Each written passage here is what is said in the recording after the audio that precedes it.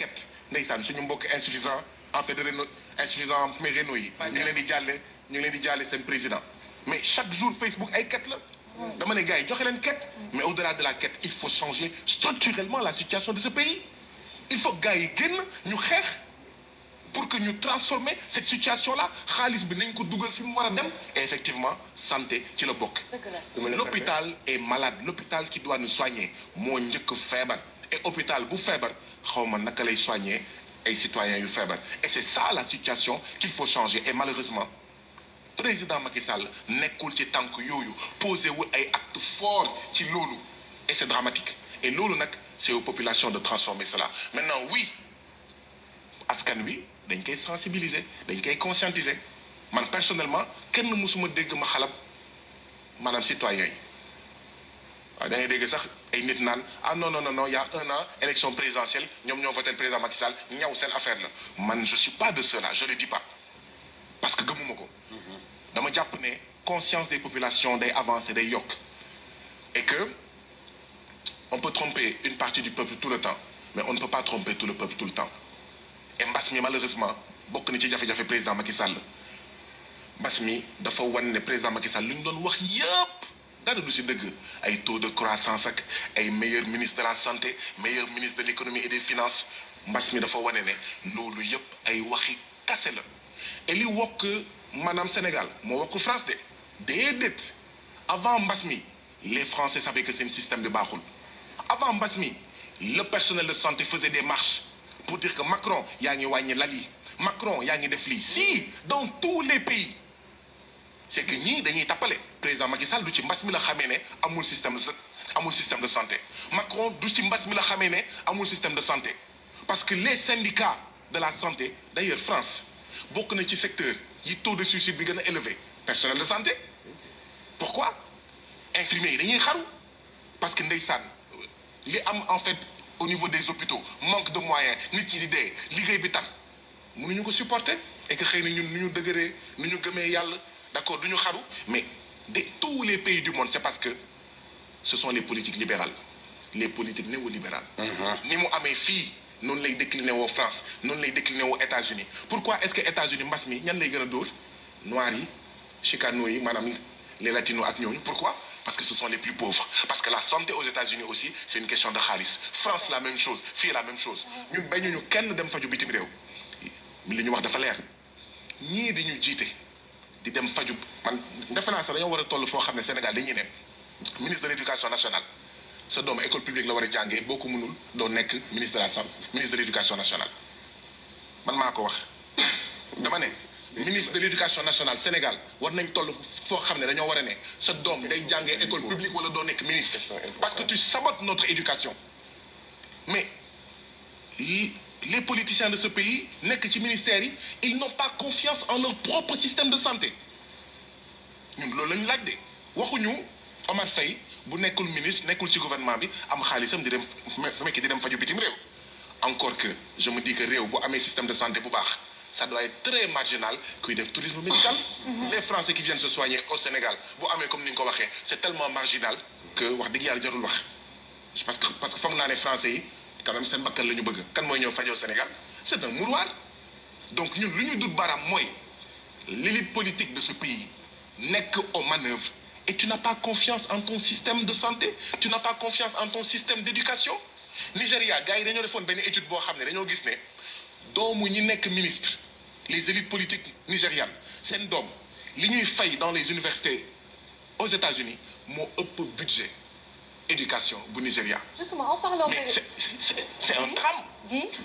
Kandji nekk mais Kandji Demba Kandji mais ce n'est pas n'importe qui. Il va faire du tourisme médical. Ça c'est un problème. loolu la ñuy dut baaraam. Un autre problème qui se pose actuellement muy secteur ba nga xamante ni dafa ñooñoon ñëpp muy secteur de l'éducation xam naa ni professeur dina si gën a mën a wax fan yi passé mu di mercredi bi rek amoon nañu anticiper philo donc avec Covid-19 bi nga xamante ni moom moo lalu actuellement avec le bac ça a été très compliqué loolu si xalaat. alors sànq rek maa ngi doon tooñ professeur Sanusi Ba naan ko ndeysaan y a eu des élèves qui ont demandé à leur professeur mais lan mooy angoisse profonde c'est vrai. maanaam ça pose aussi maanaam làkk yi ci indépendance ak souveraineté bi ñuy coow nii yëpp bokk na ci bu ñu buggee réellement indépendant ci école yi ci université yi ñuy jàngee làkku réew mi parce que booy jëfandikoo beneen làkk daf lay façonné nga nekk italien bu ndaw français bu ndaw waaw au lieu nga sopp sol dal ngaay wala cere wala ñoom seen yow tu penses blé tu penses xawma Louis Vuitton donc les langues ne sont pas neutres bien au contraire ñoom Jacques Attali français yi dañ koy théoriser ne ñun dañoo am avantage ci ay États-Unis ak Japon ci pays yi nga xam ne ce sont des pays francophones mais d'ailleurs boo duggee ci benn magasin tu es d'abord frappé par les produits écrits en français mais turc déggoo ko da ngay gis les écritures turques ça te semble bizarre da ngay naan bind yi mooy lan tu es attiré par les produits français on a écrit en français mais j'attire juste l'attention sur une chose maa ngi ko doon wax sànq xaw ma résultat baccalauréat nu mu nar a demee ren mais ñeenti at yii passé c'était 65% de taux d'échec 63% de taux d'échec 64% de taux d'échec maanaam sur 10 candidats au baccalauréat 6 yi dañuy échouer c'est ça la vérité maanaam lu ñuy dut baaraam ci santé moom la ñuy dut baaraam ci wàllu njàng et du début à la fin mais au niveau du préscolaire ñi war a dem jardin d'enfants taux brut de préscolarisation mu ngi toll à 18%. Ça veut dire que déjà foofu la affaire yi di commencer parce que les enseignants du CI ñoom ñëpp xam nañ ne jour de rentrée scolaire bu ñuy xool xale yi dinañ kii de war na def jardin d'enfants kii jaarul jardin d'enfants kon dafa am solo fii sur 100 enfants yu war a def jardin d'enfants 18 ñooy dem jardin d'enfants déjà y a un problème foofu nga dem donc au baccalauréat 60% de taux d'échec enseignants yi doyuñu les abris provisoires parce que foofu tamit d'accord xaalis bi fu ñu ko war a dugaluñ ko moo tax les enseignants sont dans le dénuement boo ci boolee nag gouvernement boo xam ne mi kàccoor la lu mu wax du ko def lu muy def du ko wax signé ay accords réalistes et réalisables depuis 2014 génn ci ba mu set wicc enseignants yi nekk dans le dénuement parce que tamit pour un enseignement de qualité il faut des enseignants de qualité or bëri na enseignants yoo xam dañ leen war a former maa ngi fàttaliku ay le volontariat foofu tamit FMI ak Banque mondiale d'accord parce que damay fàttali ne plan décennal de l'éducation et de la formation 1995 moo ñu joxoon les volontaires et les vacataires faf quota sécuritaire da ngay jékki-jékki ki doon jaay xaw ma bañee ci koñ bi ñu ne la jàll na quota sécuritaire deful sax formation on est passé d'une formation des enseignants de 3 ans à une formation de 9 mois moo tax école bi ñi dugg CI 95 96 97 98 ñooy def bac depuis 4 ans et donc les résultats que nous avons et qu'on va certainement avoir buñ ko manipuler wul comme Sénégal nous sommes dans la manipulation même quand Macron bu duggee ci classe ñu ne au Sénégal il y a 27 élèves par salle de classe d'accord ñu wax la ne fii on a atteint xawma 1 million de tonnes de riz ah ñu war a joxe ay vivres ñuy dem di jënd ay vivres en fait bitim réew nous sommes dans un pays de manipulation bu ñu manipuler wul chiffres yi ragal naa ne ça va être l'hécatombe cette année-ci parce que je ne vois pas pourquoi ce ne serait pas en fait l'hécatombe ba di def EPS alors que pendant des mois élèves yi defuñu EPS en fait dama am tiitange moo tax tamit foog ñu jóg si parce que suñuy doom suñuy sët bu ñu toogee seetaan l'école publique ça va être la catastrophe Serigne Mbaye Thiam moo décrire situation bi bu baax a baax bi mu nekk ministre de l'éducation nationale li may waaj a wax ni moom moo ko wax mu ne l'école sénégalaise est une fabrique d'échecs maanaam usine boo xam ne day jur lajj effectivement 65% de taux d'échec 64% de taux d'échec effectivement l'école sénégalaise est une fabrique d'échecs donc ni ñu war a soppiwee wér-gu-yaram bi noonu la ñu war a soppiwee njàng bi et mbas mi dafa wane ne toutes les critiques yu ñu doon def ci différents secteurs yi elles sont vraies da nga war a fullal wér-gu-yaram da nga war a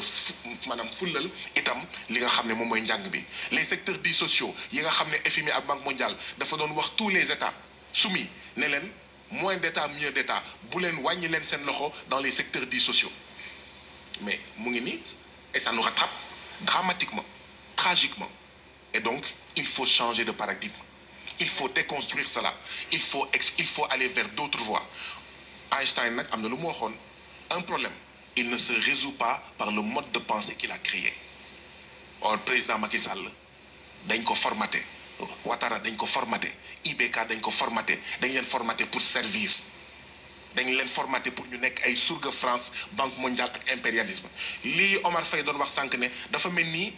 dafa naa moom moo ko doon wax dafa mel ni dañ leen liggéey pour ñu dëdd doomi réew et ñu fulal bitim réew defe naa moo doon wax sànq liggéey bi une formule boo xam ne mais c'est une formule très heureuse mais loolu mu doon wax mooy dañ leen formaté ce sont des valets de la France et de l'impérialisme et fekk nag Sénégal ak Afrique ñu ngi am ay surga borom doole yi nekk bitim réew du ñu génn ci sous-développement du ñu génn ci une éducation bu nekk une fabrique d'échecs du ñu génn ci benn santé boo xam ne c'est une fabrique de mort c'est une fabrique de malades voilà. Merci beaucoup Guy Marius